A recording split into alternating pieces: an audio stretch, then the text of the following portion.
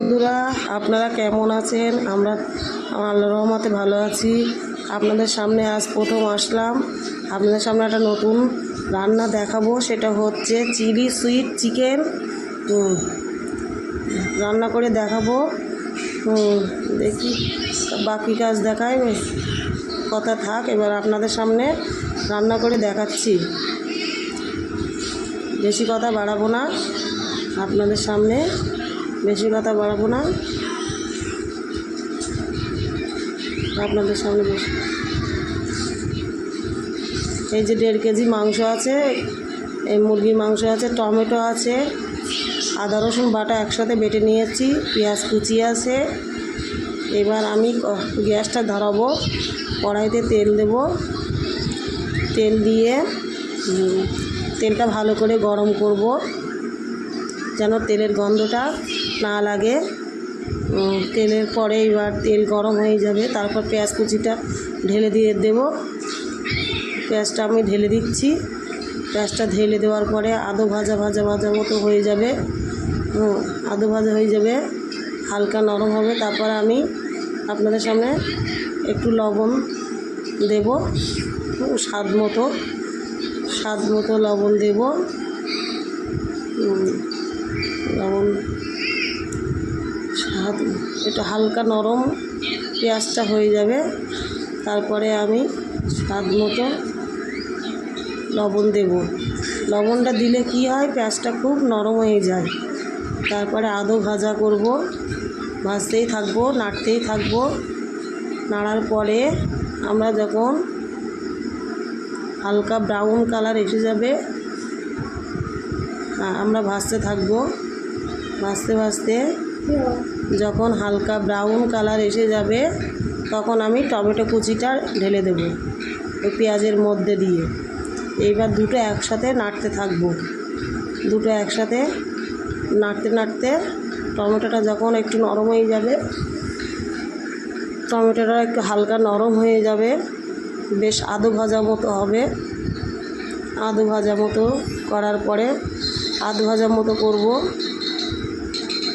আধ ভাজা করার পরে বেশ কীরকম লাল লাল টমেটো তেলে ঢালা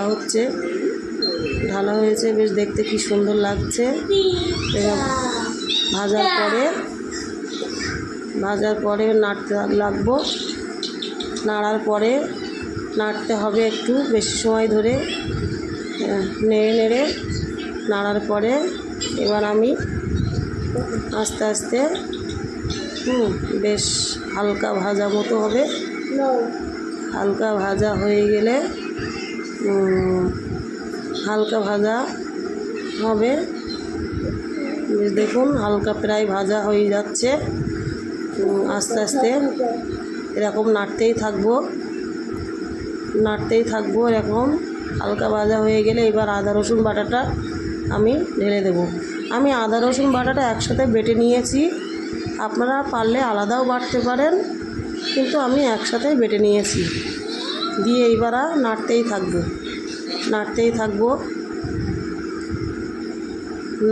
থাকবো। নাড়ার পরে বেশ আধ ভাজা মতো হবে।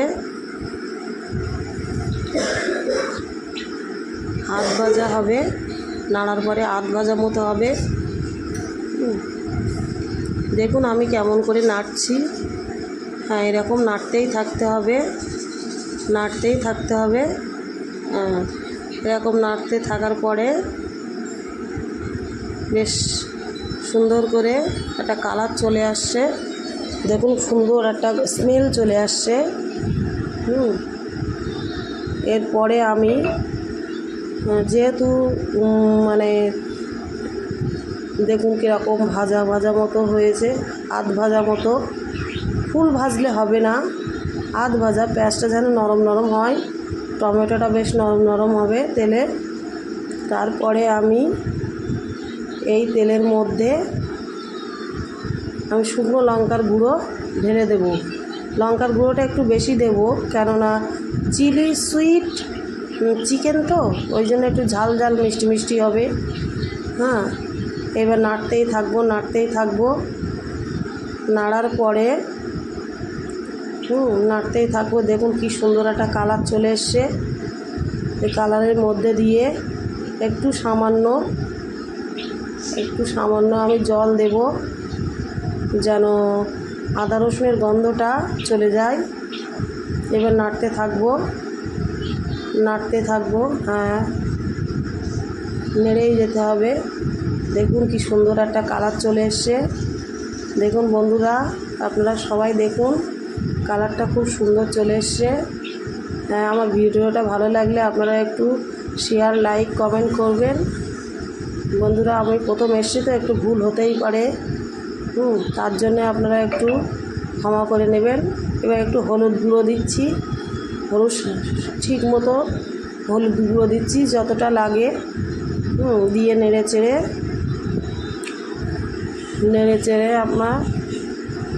চেড়ে নেব। দেখুন কি সুন্দর কালার চলে এসছে। সুন্দর একটা কালারটা লালচে মতো কালার চলে এসছে। কালারটা খুব সুন্দর চলে এসছে, লাল মতো। তারপরে আমি আর একটু 2 চামচ চিনি দেব, যেহেতু চিলি সুইট চিকেন। 2 চামচ চিনি দিয়েছি, যেন স্বাদটা, নুনের চামচের 2 চামচ চিনি দিয়েছি, যেন স্বাদটা খুব সুন্দর চলে আসে। দেখবেন এই চিনিটা দিলে মাংসের স্বাদটা খুব সুন্দর লাগবে। এই মাংসের স্বাদটা খুব সুন্দর লাগবে। একটু মিষ্টি দিলে খুব ভালো লাগে খেতে, যেহেতু চিলি সুইট চিকেন, ঝাল মিষ্টি টক একটু টমেটো দিয়েছি, একটু টক লাগবে।